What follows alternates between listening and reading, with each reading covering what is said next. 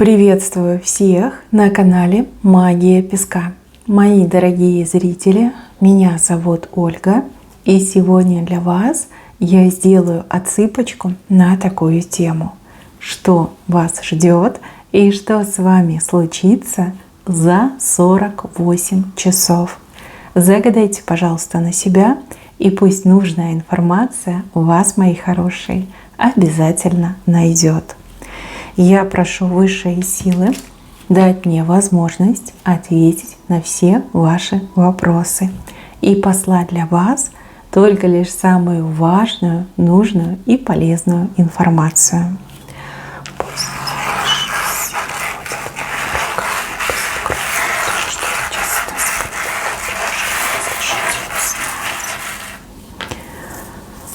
Ух ты! Вас кто-то очень сильно удивит. Тут такое удивление, знаете, пограничное состояние между удивлением и шоком. Но не спешите пугаться. Это про хорошее, это не про плохое. Смотрите, здесь какой-то человек своим поступком, своим действием именно вот как что-то делает, и вы в шоке. Вы такая: да поверить не могу, да я этого не ждала, да кто бы сказал, не поверила. В общем, смотрите на этого человека как на героя, либо как на героиню. Потрясающий момент. Мурашки по коже, и сердце очень так громко, часто бьется. Тук-тук-тук-тук. И вы такая: ох, вот это да, вот это чудеса.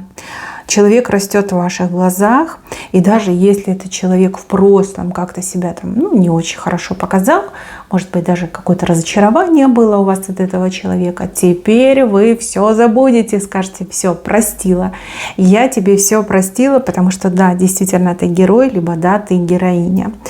Невероятно, невероятно. Прям это событие все перекрывает, понимаете, все плохое перекрывает. У кого-то это в личном отыграется. Что тут греха таить, да? У кого-то личная жизнь. Там, может быть, парень не угодил, либо там девушка не угодила, там, муж, жена.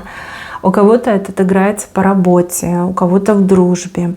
У кого-то, в принципе, да, вот человек живет рядом, либо там рядом с вами работает, и вы как-то нейтрально относились, либо даже, может быть, немножко негативно относились. А тут раз и человек такое вот чудо сотворит, назовем это так, удивит, так удивит. Это для вас сюрприз, это для вас вот шок и удивление. Дальше, мои хорошие, рухнет какой-то забор. Причем он не просто какой-то, он очень высокий был, этот забор, и глухой. То есть, как бетонный какой-то забор. Невозможно было там ни заглянуть, ни пробиться, ни перелезть. Вообще ничего нельзя было сделать. И люди как будто бы смиренно к этому относились. Такие: забор, что мы можем поделать? Я вижу, что идет огромная трещина в этом заборе. И он начинает разрушаться. Да? Поскольку мы смотрим на ближайшие 48 часов, именно за 48 часов случится эта трещина и пойдет разрушение. Возможно, забор не до конца рухнет.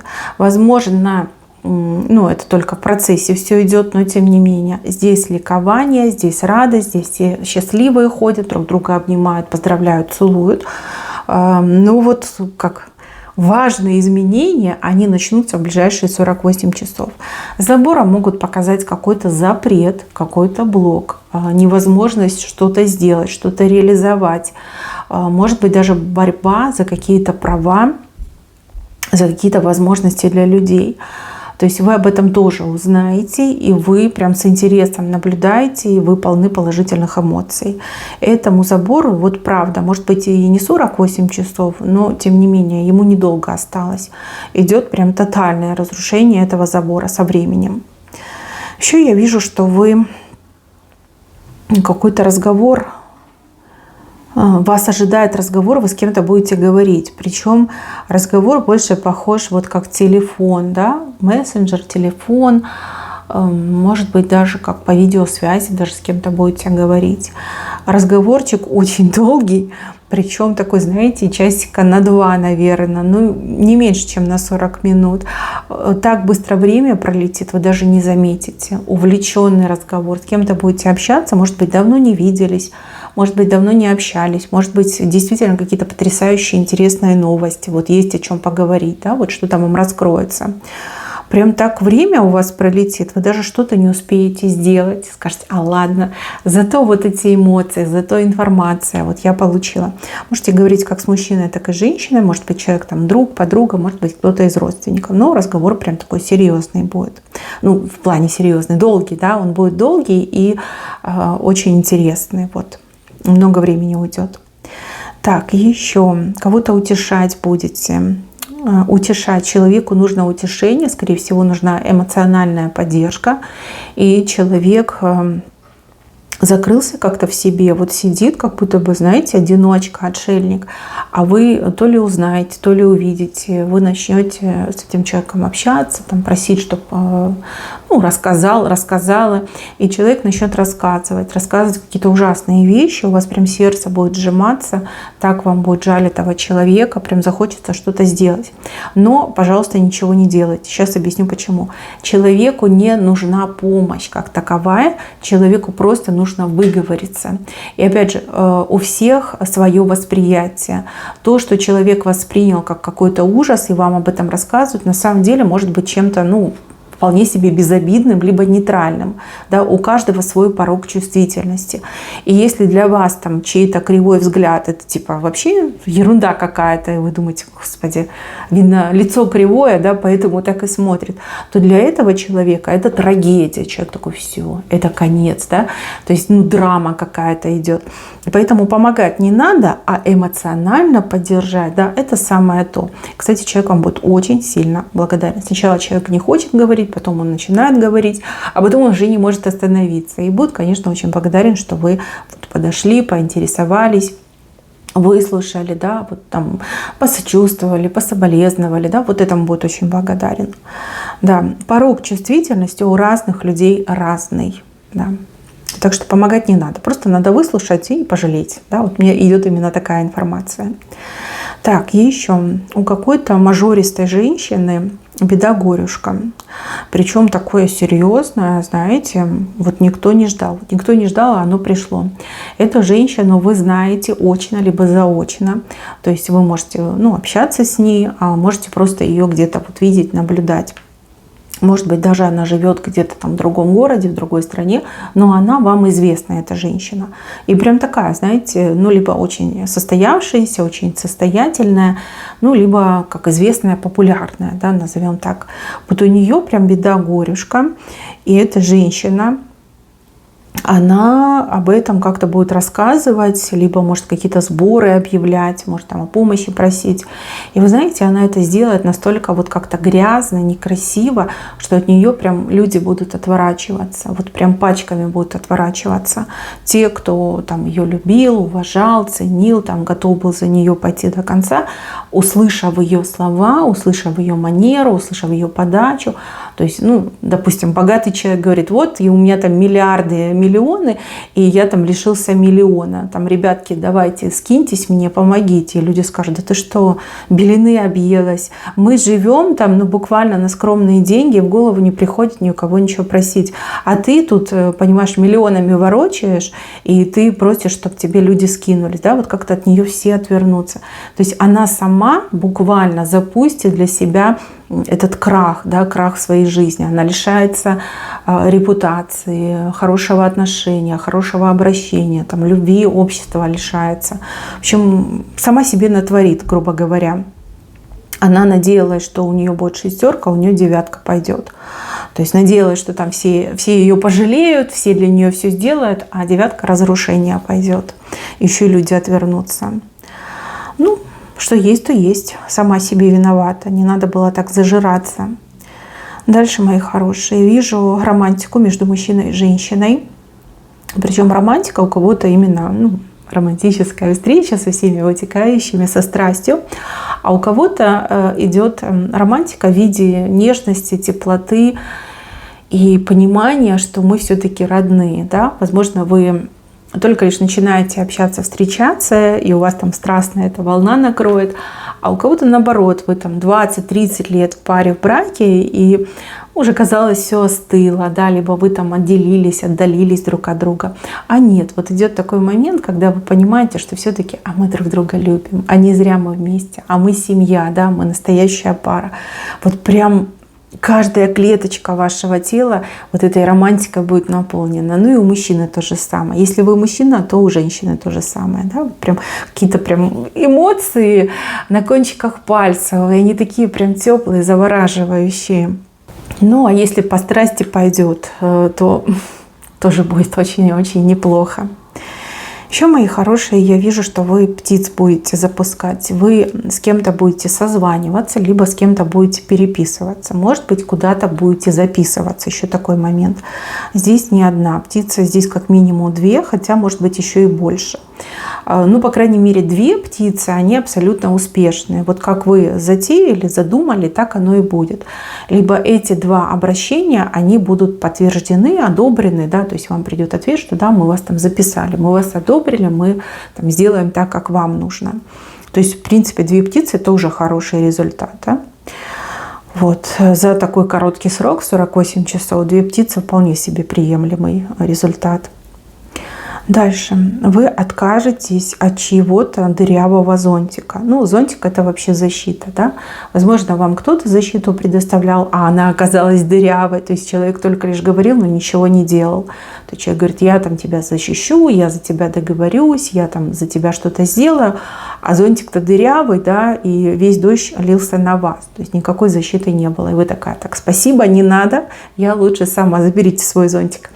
Вот. А у кого-то отыграется, что вы понимаете, что человек не тот, за кого себя выдает. То есть человек вам на словах там обещает золотые горы, там самую лучшую защиту, там 7 кругов.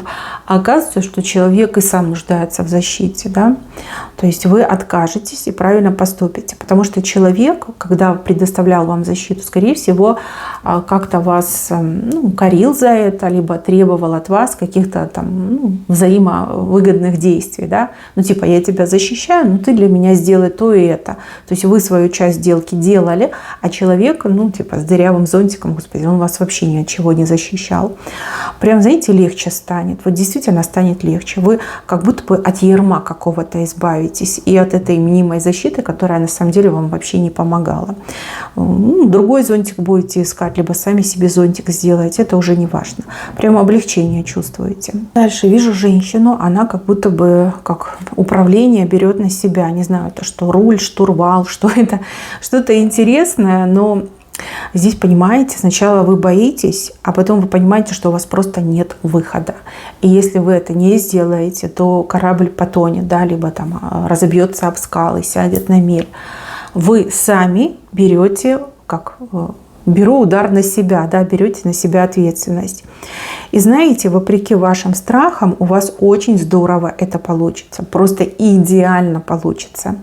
Если вы мужчина, смотрите мою отсыпочку, можете выдыхать, мужчины. Женщина рядом с вами все возьмет на себя, всю ответственность возьмет на себя. И поверьте, это лучшее, что могло случиться. Вот, никто не пожалеет, все будут довольны. А женщина вообще умничка и молодец. Женщина как будто бы создана для того, чтобы управлять, руководить, направлять, вот брать на себя эту ответственность. У нее идеально это все получится. Так, с какой-то женщиной вам еще предстоит схлестнуться. Женщина похожа на большого какого-то, извините, таракана. Может быть, она по повадкам похожа на это насекомое. Может быть, она что-то вот с фамилией, да, там, с тараканами связана. Может быть, у нее какая-то там кличка Погоняла, да, опять же, с тараканами связана. Может быть, она лично для вас ассоциируется с таким тараканом, который там ядерную зиму переживет, да, вот везде во все дыры залезет, все и везде надо, все везде испортит, людей друг против друга стравит. В общем, такая неприятная. У вас с ней идет стычка. Причем ей, вот я так понимаю, не поздоровится, потому что будет бежать, усики сломаны, жаловаться. Она на вас кому-то будет жаловаться. То есть, может быть, вы особо ничего не будете делать, там просто ее пошлете на 3 буквы и скажете, там, уйди с моей дороги, да? Вот. И она побежит к кому-то и будет на вас жаловаться. Вот. это вы, чтобы были готовы и понимали, что эта жалоба, она пустая. То есть там люди тоже не глупые, понимают, кто она такая, что из себя представляет. Вот те жалобы, которые она будет озвучивать, они настолько вот, из пальца высосаны, комичны, что люди посмеются и скажут: да пошла ты вон, да, со своими жалобами, тоже пришла нас отвлекать, да, иди отсюда. Вот как все ее гонят. Такая несчастный, как тараканчик, да, с обломанными усиками. Прям хочется сказать, что вы с нее эту спесь собьете. Вот. Чем там обычно тараканов тапками, да, бьют, а вы ее словом ударите, я так понимаю. В общем, спесь с нее собьете. Ну а что, надо же на место ставить, если не понимает человек. Дальше, мои хорошие, здесь кто-то пытается вашу овечку себе вот как-то сманить, переманить вашу овечку. Овечка — это то, что вас снабжает, кормит, там работа, подработка, хобби, которое тоже дает вам монетизацию. Вот какой-то очень хитренький человек пытается тайным образом эту вашу овечку себе сманить, чтобы ее подстричь и денежку заработать. Особенно если вы там работаете по найму, да, и вы на хорошем счету, вас могут попытаться подсидеть. Ну а если вы работаете на себя, то там какие-то очень хитренькие конкуренты, либо кто-то вот один, да, конкурент, начнет там антирекламу пускать, либо обзванивать ваших клиентов, а может быть под вас начнет косить. Понимаете, какая-то хитрость идет. Но вы это как-то очень быстро обнаружите, и тут вам такой совет: быть безжалостным, беспощадным. То есть человека нужно прям наказать, чтобы другим неповадно было, чтобы это было не просто наказание и выяснение отношений, а чтобы это было показательное действие. Чем громче вы это все сделаете, тем меньше вероятностью, что в будущем вы с таким столкнетесь. То есть кто-то из коллег пытается вас подсидеть, ходят там на вас, жалуются и обвиняют вас во всех проблемах родной фирмы. Вы идете и громко вот прям за руку ведете, говорите: давай, показывай, доказывай свои слова, либо это пустые слова, так, чтобы потом другим не было повадно. Вот. Узнаете, увидите, не молчите и дайте жесткий отпор. Чем жестче и громче ваш отпор, тем меньше вероятности, что в будущем это повторится. Вообще люди будут бояться и будут вас 10-й дорогой обходить. Плохие люди, я имею в виду. Так, еще. Мужчина с крыльями бабочки. Ох, какой легкий мужчина, мотылек прям, да? С одной стороны, он интересный, он симпатичный, он такой, знаете, милый, на слова очень активный. Но с другой стороны, он такой ветреный, девочки, ветреный просто. Возможно, этот мужчина, он ваш знакомый, возможно, такой мужчина попытается с вами познакомиться. С ним интересно общаться, но вот голова говорит, что нет. Мужчина только вот как разовый, да, на один день, на одну ночь, да. Вот. И прям сами с собой будете бороться и отговаривать. И говорить: смотри на него, да. Он же как ребенок, да. Смысл с ним общаться. Но будет все равно интересно. Может быть, вы где-то будете, мужчина подойдет, там, подсядет к вам, начнет вас чем-то угощать. Может быть, вы в интернете будете, да, и мужчина там постучится к вам и начнет там с вами очень активно знакомиться, комплиментить вас, так, какие-то интересные, смешные истории рассказывать. Вижу, что будет вас этот мужчина развлекать. Но, судя по всему, вы найдете в себе силы, ему не верить, либо, прекратить это общение, прекратить дальнейшее времяпрепровождение, да, с таким вот легким мужчиной. Хотя, да, очень симпатичный, очень интересный. Если вы мужчина, и вы такой весь миленький, сладенький, дамский угодник, пожалуйста, будьте посерьезнее. Дайте женщине сразу понять, что вы серьезно настроены, и тогда вас никто не сбреет. Вот. Такой вам совет. Хотя, вообще идет, что этот мужчина вам очень настроение поднимет, да? Прям и самооценочку поднимет, и настроение поднимет, как вовремя он к вам постучится, либо вовремя он к вам подсядет. Да, вот такой интересный момент показали из вашей жизни.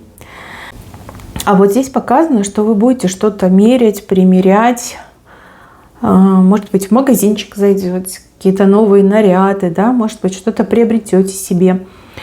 что-то интересное, красивое, яркое, сочное. Вас как будто бы потянет на яркие цвета.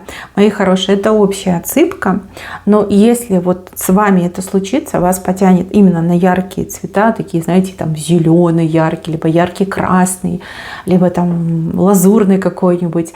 Знаете, что это не просто так, знаете, что это к празднику. Вы как будто бы предчувствуете, что будет какой-то праздник, куда-то вас позовут, либо какой-то будет повод, да, вот, чтобы порадоваться. Здесь как сама судьба вам там наперед говорит, подготовься, купи себе наряд, да поярче. И вообще вот такие события, они обычно происходят перед очень важными и яркими событиями, переменами в жизни человека. Прям человек неосознанно тянется к чему-то красивому и очень яркому. Так, а вот здесь у вас, смотрите, какой вестник. Кто-то очень быстрый спешит в вашу жизнь. Этот человек вам что-то везет.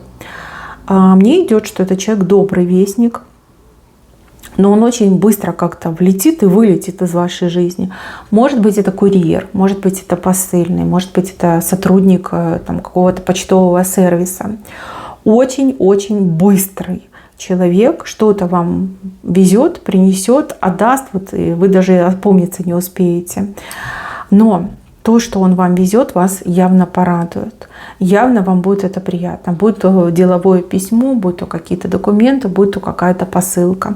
Прям очень приятно. Может, даже сразу не поймете, кто это был. Вот настолько он быстрый. Может быть, не успеете выйти, там, не знаю, под дверью вам оставят. Да? Вот какой-то очень быстрый человек, но он добрый вестник. Добро везет. Ближе к венцу какой-то странный момент, ну, скажу, как вижу, как будто бы вы с кем-то начинаете общаться, либо сходиться по интересам, что ли. У вас общий интерес получается, да? И вы начинаете с этим человеком общаться, и, ну, вот сходиться мне идет. То ли в дружбе, то ли в службе, то ли, может быть, в любви, ну, в отношениях. Какое-то дело, либо какое-то событие, а может быть, какой-то случай вас с кем-то сводит, объединяет.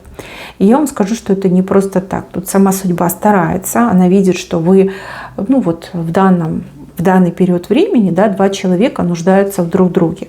Поодиночке, как говорится, не пройти, не выжить, а вот вдвоем у вас все случится, все получится. Вы друг друга подстрахуете, друг другу поможете, друг друга выручите, да, закроете. Вот судьба вас и сводит. Причем у кого-то отыграется, что выбор судьбы, он совершенно неожиданный, и вы поначалу немножко будете, ну, переживать, скажете, господи, ну, с кем, но с этим человеком я точно не хочу. Ну, а потом там слово за слово, там дела какие-то общие начнутся, и вы поймете, что да, человек на самом деле очень хороший, и что вы там, ну, ошиблись в этом человеке, либо вы судили по внешним признакам, да, а нужно было судить по менталу этого человека. Но судьба сведет именно с тем, либо с той, с кем надо, с кем действительно у вас все сложится и все будет хорошо. Вместе вы друг другу помогаете, и вот какой-то там, может быть, определенный этап в жизни, либо определенную проблему вы успешно завершаете, либо проходите. Вот. Ну, что есть, то есть. Судьба знает, что делает. Так что доверьтесь судьбе, и все у вас будет хорошо. На этом у меня все, мои хорошие. Берегите себя. Всем спасибо за внимание. Всем пока-пока.